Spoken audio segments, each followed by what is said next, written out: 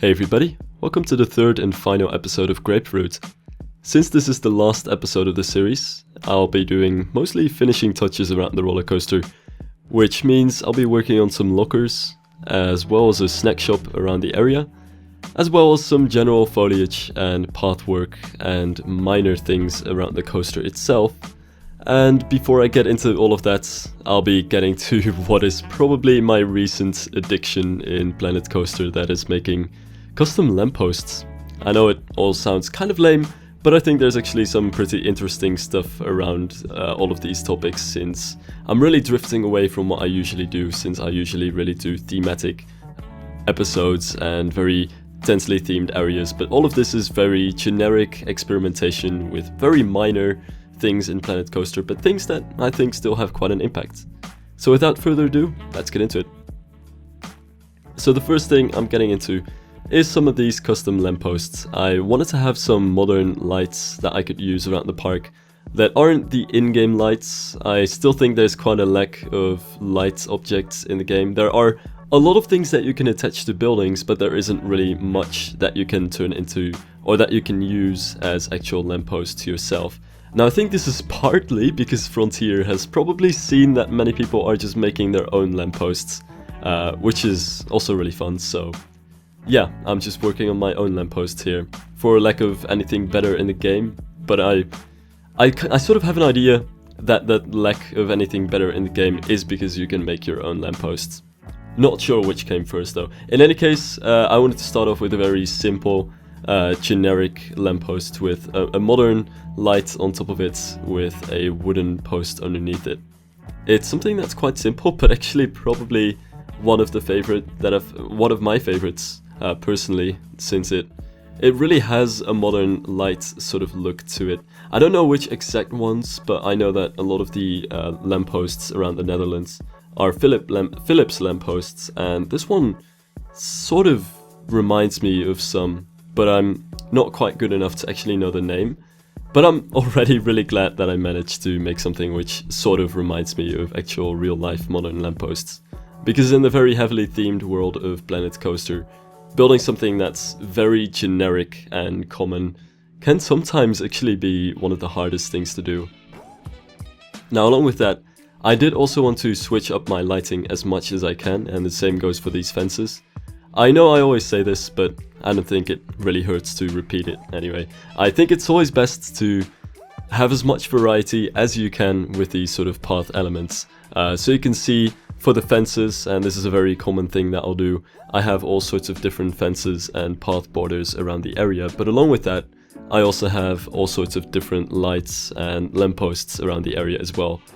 Which is partly because it looked good, and partly also because it's just fun to make more. So here I go again, making another very simple lamppost. This one isn't actually made out of light objects, but just a simple 3D art sphere shape. But I think it actually kind of works as a simple lamp.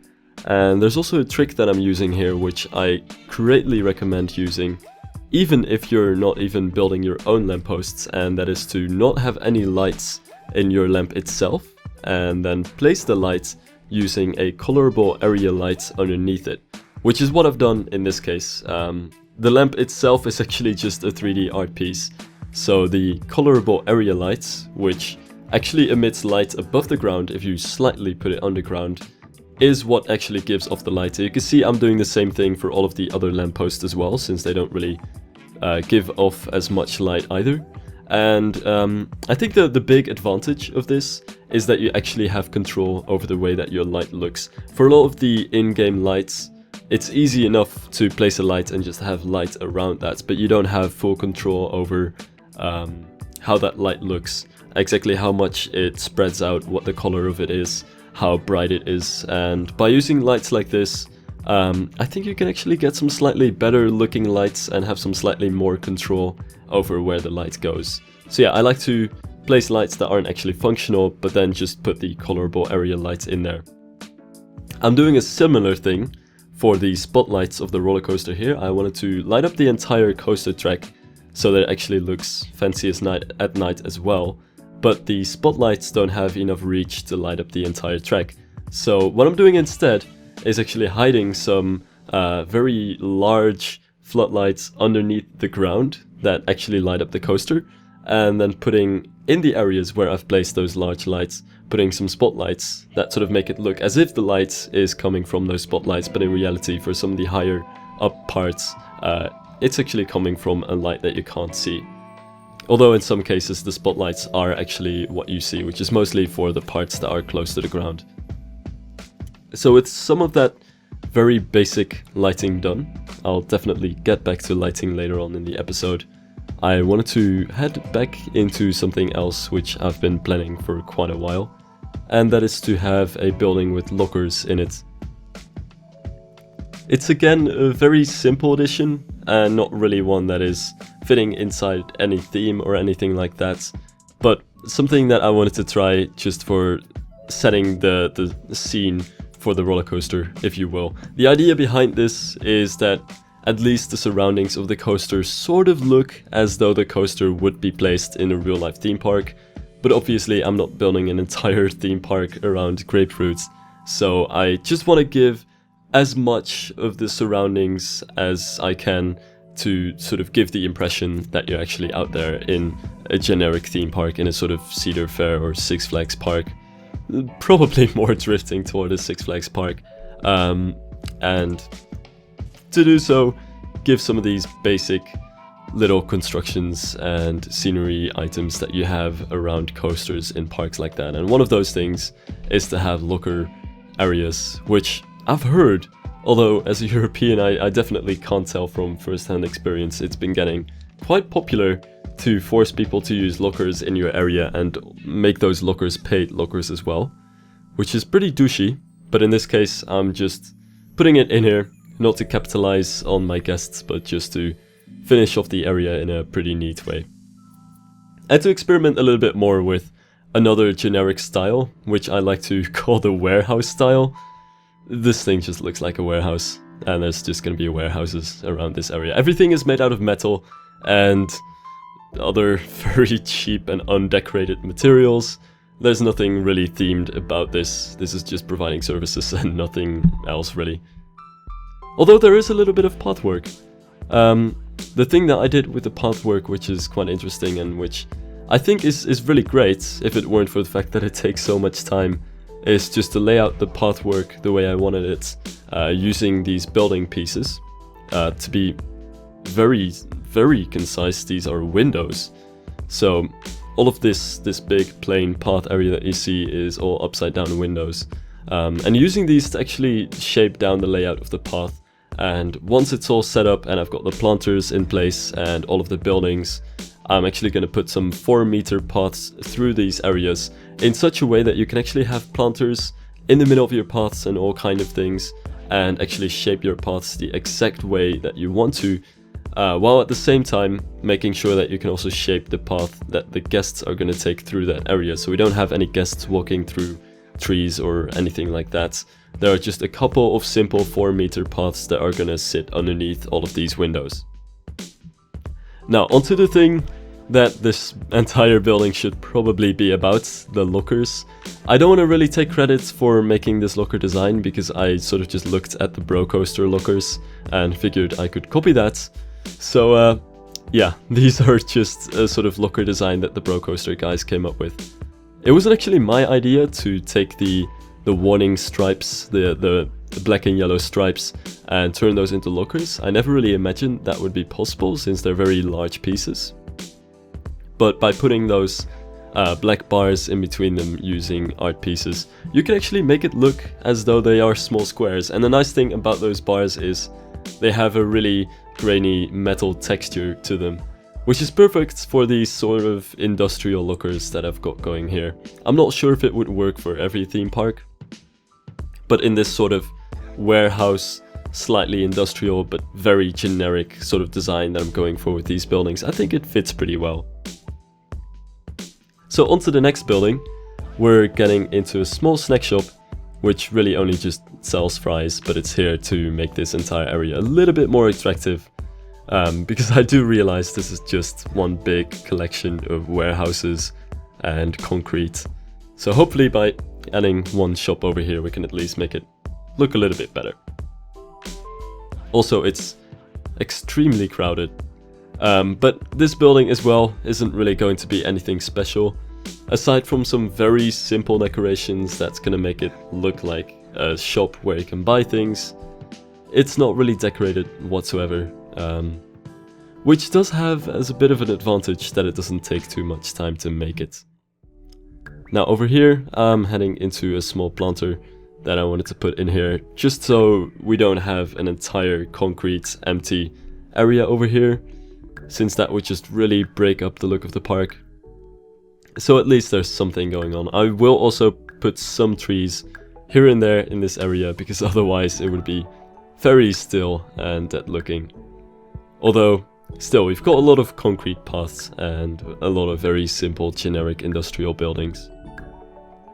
One of the major inspirations for this actually that I haven't mentioned so far, but that really comes back a lot throughout this build, is Apocalypse: The Last Stand, which is a B&M stand-up coaster that has this sort of industrial theme. And even though, you know, you'll find traces of this sort of way of building in many Cedar Fair and Six Flags parks, I think it's that build which I look to mostly and grabbed a lot of inspiration from in how to actually approach these sort of things. Because to be very fair, I have barely any experience building like this, and I'm usually not really a fan of this.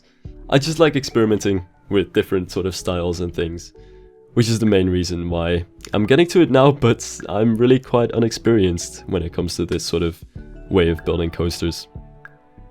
So yeah, if I stole a lot of ideas from that, I'm sorry. That's just something that, for me, it was very inspiring to see, because I can't really see builds like this in real life myself.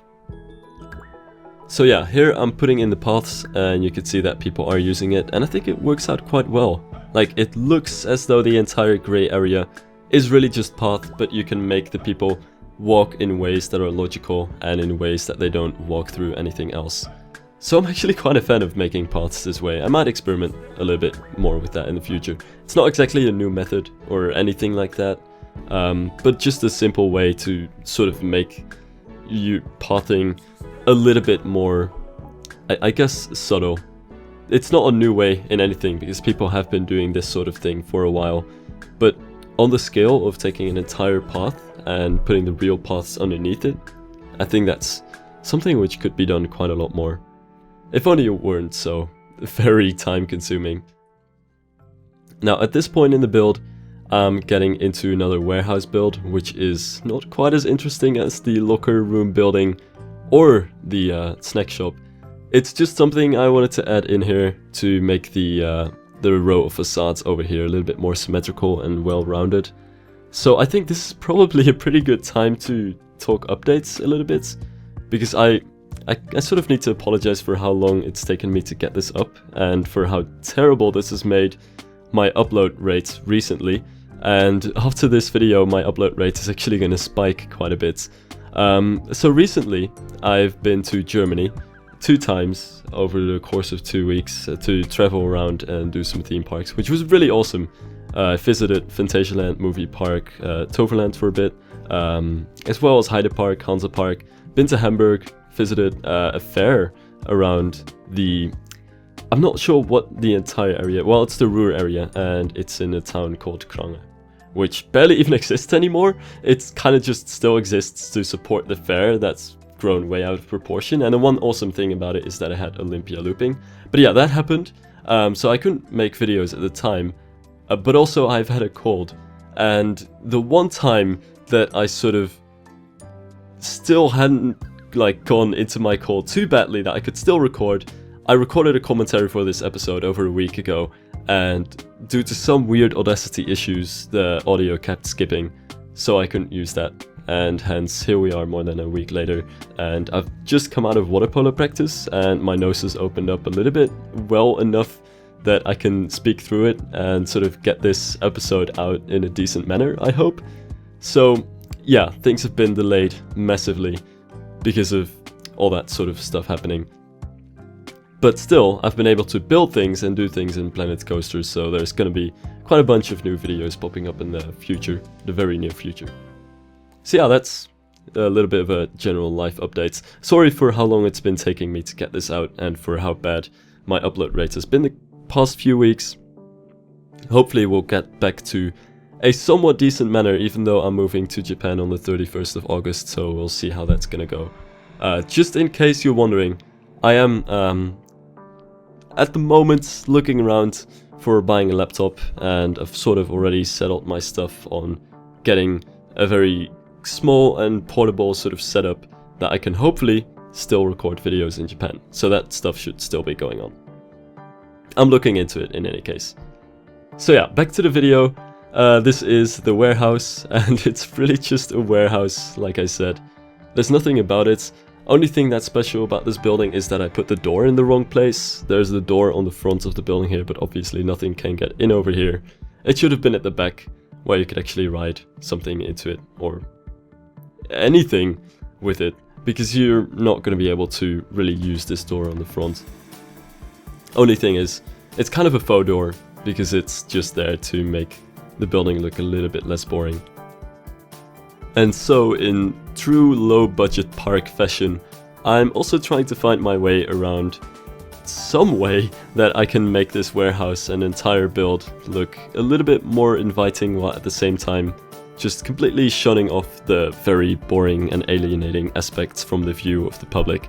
So what I'm doing here is just putting a wooden fence in front of the building, and after that I just put some chairs and umbrellas in there, so that at least it looks a little bit more inviting than that empty facade. The same kind of goes for the other buildings, because they would look a lot worse without all of the advertising, the banners, all of the signs, some of the trees that I just sneaked in front of those buildings, because trees always make buildings look better if you put them next to it, unless your building's actually good on its own. In that case, don't put trees right in front of it. But yeah, in this case, it helps to wash out the boringness and the industrial, cold, alienating concrete surfaces everywhere. So yeah, hopefully these few umbrellas and tables make everything look a little bit more cozy than it really is. It's a pretty cheap but easy way to make something look a little bit more theme park-esque and inviting to people. And this is where the real filling in the gaps starts, since at this point I'm really done with most of the important things that had to be done around the park. So I'm starting to do more of the foliage around here, just quickly filling it up in a way that sort of looks like it's been all newly built. I'm not actually sure if I went into this very much, but the entire look of the area, I wanted to build it in such a way that it looks as though Grapefruit is a relatively new coaster, and also that it's a relatively low budget coaster. So everything is done quite simply, and you'll notice that a lot of the foliage is very young. It hasn't really got the time to grow yet. The entire area around the coaster itself is barren, and all of the bushes and the foliage are still sort of awkwardly in that soil sand combination, and just very small and still have to grow out of that. So yeah, everything looks very new, which I think it's one sort of interesting way to approach things. One thing that I've always noticed a lot, and this doesn't just go for Planet Coaster, but it's always gone for Roller Coaster Tycoon 3 as well, is that people tend to build a finished product in the game and just sort of see it as that. Whereas in real life, you do sort of see that rides transform over time. They're never one thing. They're very different from the time when they're built to when they're many years into being up and running. So most coasters, especially if they're really landscaping around it in their first year, look kind of awkward and new, and everything's sort of barren around them. I found this actually especially around Barren 1898 in the Efteling. Sorry about the bad pun, but it looks very different in its first year compared to how it looks now, and right now should be its third year, I think. And what you'll very often find is that people are sort of building finished coasters, but not really the sort of just new coasters where everything still has to grow and sort of get used to being in that sort of get used to the entire configuration. There's something about new coasters that just makes them very different to how they are when they've been running for a while. Sometimes parks will also opt to add more scenery along the way. So in the first year, coasters are very themingless, or they sort of change the way that they operated based on the first few days. But yeah, stuff changes, and in Planet Coaster, very often coasters are sort of seen as this static thing that, you know, they're the way they are, and they're built a certain way. But they sort of change over time sometimes, which I think is quite interesting. Also, something that I noticed is that very rarely you'll see people actually build coasters in the winter, or, you know, have dead trees around with no leaves, that sort of stuff. Unless they're actual winter coasters in snow biomes, but you don't really see winter coasters without snow. Anyway, random thoughts. I just wanted to get out of the sort of standard ruts and get a little bit out of my comfort zone. But I think we're running into the end of this episode with some of the last clutter that I'm placing around the area, with some random items to spruce stuff up, a little bit of foliage at the end there, and some final path work. But by now, we should almost be done, and that should be the end for Grapefruit. And that's pretty much been it for this little cheap, weird, oddball of a coaster that I've actually really enjoyed, I do have to say, and I really want to thank everybody who's been watching this series as well. I mean, seriously, I've gotten a lot of positive comments about this series, and at first I had a little bit of apprehension for starting a coaster, which is very different to what made, you know, my channel popular in the first place. So thank you everybody for watching this series, thanks for all the feedback, and on to a good final video for Grapefruit, which by this time is already done, but it should be coming out a little bit later, but still in the near future. So yeah, thanks for watching guys, and I hope to see you guys in the final video and in the next project.